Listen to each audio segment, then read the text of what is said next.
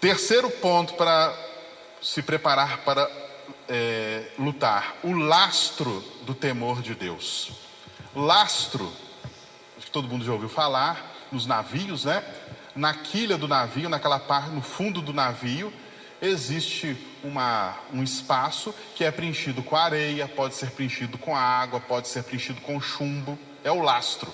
O lastro, ele mantém o navio, a estrutura toda mantém o navio boiando.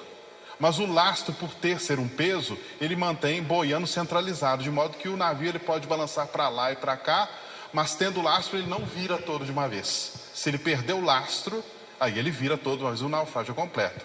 Aí veja só, o lastro do temor de Deus. Nós somos flutuantes, nós oscilamos do mais fervoroso amor a Deus às maiores vacilações e covardias no momento da tentação.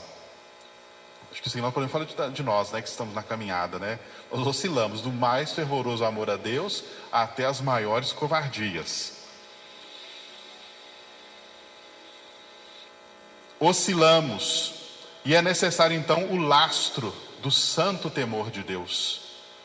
Não é medo de Deus, todo mundo sabe disso, é um respeito reverencial por Deus, é tratar Deus como Deus. Na hora da tentação, eu devo tratar Deus como Deus, devo ter temor de Deus, cultivar o temor de Deus no meio da tentação, é o meu lastro. Às vezes a gente esquece. A primeira coisa que a gente esquece na hora da tentação, muitas vezes é isso, é o temor de Deus. Vem uma coragem de fazer o mal, vem uma coragem de fazer coisa errada. Então, a essa coragem de fazer o mal, essa coragem de fazer coisa errada, você deve colocar um contrapeso, o lastro do temor de Deus. Agora, uma que para mim, essa foi uma carapuça grande para mim, viu? Eu divido com vocês generosamente. Subir a argumentação ao nível do sobrenatural. Para entender isso, o combate da tentação, muitas e muitas vezes, acontece também aqui, na mente, no pensamento. Na mente, no pensamento. Nós somos bombardeados. O padre Marcelo Rossi esteve no nosso retiro e deu o testemunho dele. E ele falou, né, que a nossa mente, ela acaba sendo um verdadeiro campo de batalha. Ele deu um testemunho muito bonito da recuperação dele em relação à depressão. Foi muito interessante. Um campo de batalha, onde somos bombardeados com pensamentos, mas não é qualquer pensamento. Então, como diz o povo, assunto é só. O inimigo nos tenta de forma sutil e hábil. Ele se vale de argumentos que são sugeridos pela razão inferior. O que é essa razão inferior? É a racionalidade, a inteligência que nós temos.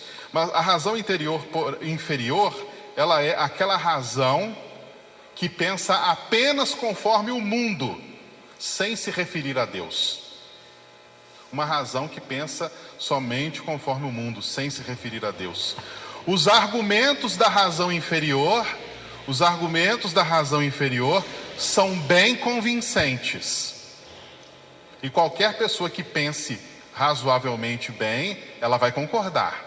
São argumentos bem convincentes, mas não são profundos. Qual é o remédio?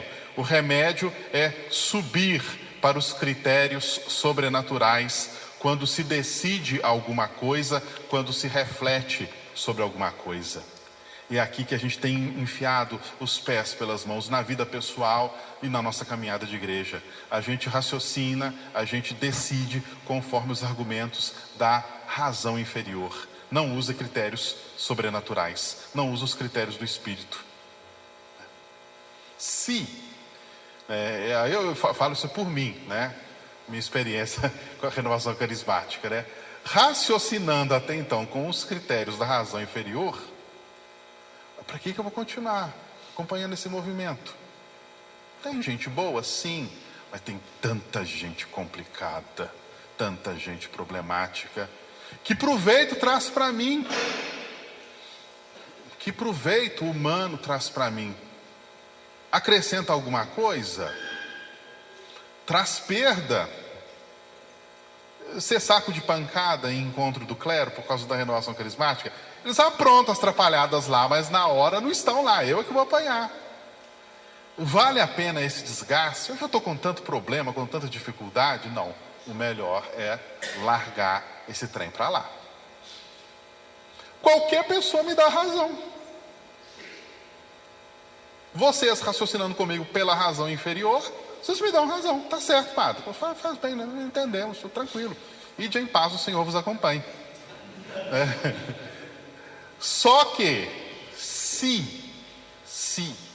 eu começo a raciocinar com critérios sobrenaturais, refletir com critérios sobrenaturais, a coisa fica diferente. Ainda que existam desafios, aborrecimentos, incompreensões, colegas que fecham a cara, que fecham as portas, oportunidades que são perdidas pelo simples fato de você estar junto da renovação carismática. Peraí, tem um desígnio de Deus para esse movimento. Tem algo que esse movimento oferece que, é claro, Deus pode oferecer através de outros meios, mas tem algo que esse movimento oferece de maneira tão explícita que os outros podem oferecer de maneira não tão explícita assim, mas que na renovação é a alma da renovação, que é oferecer o batismo no Espírito Santo. E aí? E eles precisam de ter uns critérios de discernimento. A gente precisa ter o Senhor quer que eu interaja com eles, não sei para quê, mas quer. Não, então tudo bem, se é assim, Senhor, então vamos embora. Percebe? Quando você faça um exame de consciência, pelo amor de Deus, e se pergunte o que se as grandes questões da sua vida você tem raciocinado, você tem decidido, tem refletido só na base da razão inferior, ou se você é capaz de subir a argumentação ao nível do sobrenatural. Por que tem muita gente ficando deprimida? Um surto de depressão, de síndrome do pânico.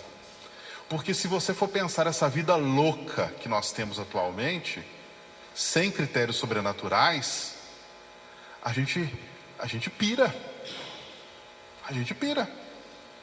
Todas essas ideologias loucas que estão por aí, essa verdadeira cultura de morte querendo ser imposta a ferro e fogo, a gente entra em desespero, né? O coitadinho do Davi vai correr do Golias. Acho que Davi e Golias é um excelente exemplo para isso daqui. Davi com a armadura de Saul, né, que ele nem conseguia andar direito, com a espada de Saul, é a pessoa que age só pela razão inferior, uma razão que não faz referência explícita a Deus. E o Davi, que é capaz de largar a armadura para lá e vai, e é interessante, né? Eu estava ouvindo ali, na narrativa, Davi fala com Golias, né, 3 vezes, fala com Deus 7. E nas 7 vezes que ele fala com Deus, ele adquire o quê? Critérios sobrenaturais para lidar com o Golias. Não precisa de armadura. Vai com o que você tem, com o que você sabe fazer. Funda e 5 pedras. Pedras lisas. Faça esse exame de consciência. As grandes questões da sua vida, os problemas que você tem enfrentado, com que tipo de parâmetro você tem refletido? Pense nisso.